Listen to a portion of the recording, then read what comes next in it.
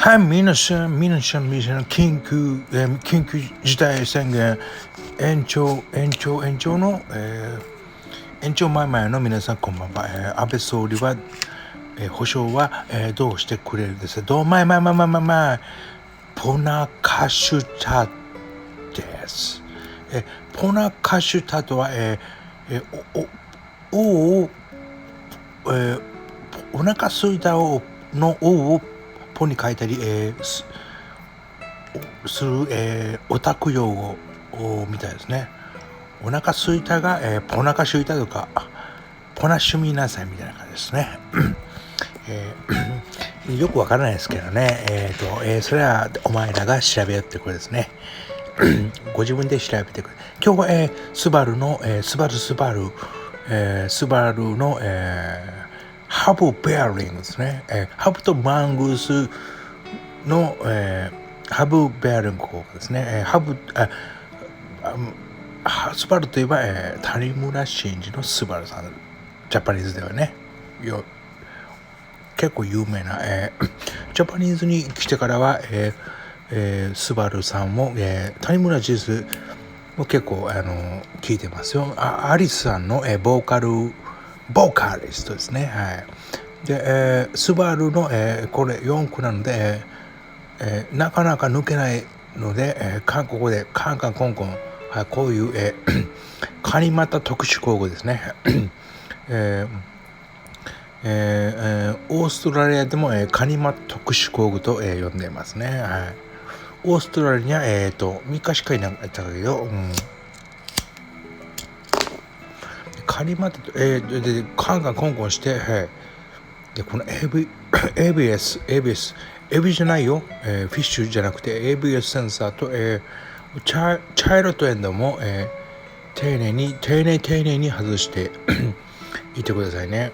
ここをね、謝ると、コロナに、感染するかもしれないけども、これは何ですか。ロアームですね。ロアーム14ミリに、外してスプロケットナックルの、19ミリですかね。これを